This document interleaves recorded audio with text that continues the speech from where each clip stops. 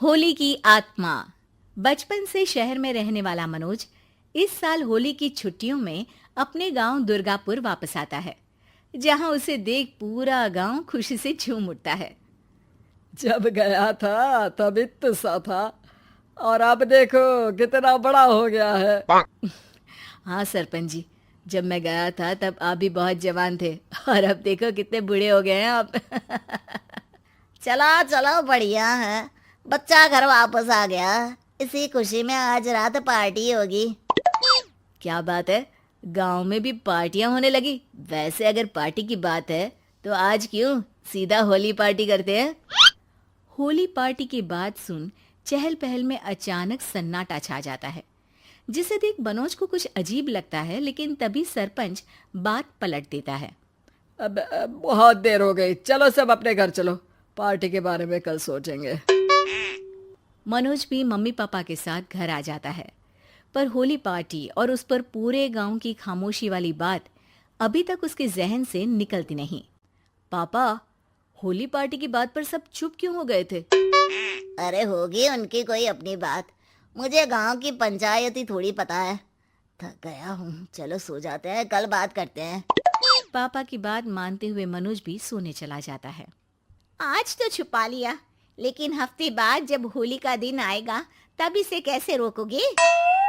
अगली सुबह सूरज के साथ ही मनोज भी गांव घूमने निकल जाता है, जिस पर रास्ते में उसे अपनी ही उम्र के कुछ लड़के भी मिलते हैं, जिनसे दोस्ती कर अब वो उनके साथ घूमने लगता है। इसी तरह कुछ दिन बीत जाते हैं और होली नजदीक आने लगती है। दोस्तों, होली में 4 दिन ही बचे हैं, पर गांव में उसकी कोई तैयारियां क्यों नहीं दिख रही। क्योंकि यहाँ होली नहीं मनाई जाती। अरे पर ऐसा क्यों।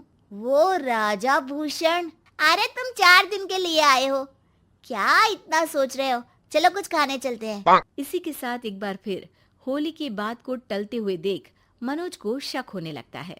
वो घर पहुंचते ही इंटरनेट पर अपने गांव और राजा भूषण के बारे में जानकारी निकालने लगता है। क्या? मुझे आज तक ये नहीं पता था। ऐसा कैसे? किसी ने मुझे कुछ बताया क्यों नहीं?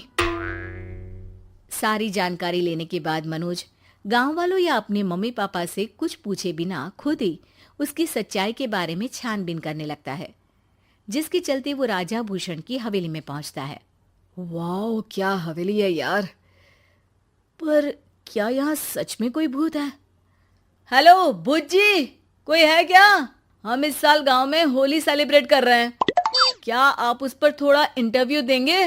मनोज के ऐसा बोलते ही गांव में तूफान उठ जाता है और हवेली में रखी सारी चीजें हिलने लगती है। एक अदृश्य शक्ति मनोज को धक्का देकर हवेली से बाहर निकाल दरवाजा बंद कर लेती है। ये सब देख मनोज हैरान रह जाता है। क्या अभी मुझे हवा ने धक्का देकर बाहर निकाल दिया? मेरे होते हुए इस गांव में कभी होली नहीं मन सकती, इसलिए दोबारा ऐसी कोशिश भी मत करना, अंजाम बुरा होगा। आवाज सुन मनोज हैरानी से इधर उधर देखने लगता है, पर उसे कोई दिखाई नहीं देता। वो गांव वापस आ जाता है, जहां तूफान की वजह से सब कुछ तहस महस हो चुका होता है। आखिर ये तूफान आया कैसे?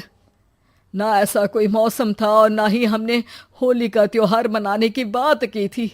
सरपंच की बात पर कोई रिएक्शन दिए बिना मनोज चुपचाप अपने घर चला जाता है। इस तरह देखते ही देखते होली का दिन भी आ जाता है और मनोज रंग लेकर गांव में निकल जाता है, लेकिन गांव पूरी तरह खाली होता है। अरे त्योहार का दिन है, धूमधाम की जगह मातम क्यों मनाया हुआ है? मनोज की आवाज सुन सब अपने घर की खिड़कियां खोल के घर के अंदर से ही उसे वापस जाने के लिए कहने लगते हैं, पर वो किसी की नहीं सुनता। तुझे पहले भी समझाया था, अगर होली खेलने की कोशिश भी की तो अच्छा नहीं होगा। अरे बात मान लो बेटा, तुम्हें सच नहीं पता। मुझे सब पता है। सालों पहले इस राजा ने एक अंधविश्वास फैलाया और आप लोग आज तक उसे मानते आ रहे हो। अरे बेटा, जब तुम पैदा भी नहीं हुए थे उससे भी बहुत पहले से इस गांव पर होली का श्राप है। अगर गांव में होली का त्योहार मनाया जाता है तो प्रलय आना पक्की बात होती है। राजा भूषण इस सब में नहीं मानते थे और त्योहार मनाने लगे, जिसके चलते होली वाले ही दिन पहले उनके बेटे की और फिर उनकी मृत्यु हो गई। तभी से गांव की रक्षा के लिए उनकी आत्मा उस हवेली में रह रही है। सबकी बातें सुन मनोज उलझन में पड़ जाता है। सोचना भी मत मनोज, अगर तुमने इस परंपरा को तोड़ने की कोशिश भी की तो उसका परिणाम इस गांव और गांव के लोगों के लिए अच्छा नहीं होगा। मुझे भी यकीन नहीं हो रहा कि आप लोग एक बेतुकी बात को मानकर सालों से रंगों के त्योहार को मातम की तरह मनाते आ रहे हो। मनोज किसी की कोई बात ना मानते हुए पूरे गांव में रंग बिखेर देता है, जिसके तुरंत बाद वहां तूफान के साथ बिजलियां गरजने लगती है। अचानक मौसम में ऐसा बदलाव देख जहां मनोज कंफ्यूजन में आ जाता है, वहीं गांव वाले डर से सहम जाते हैं।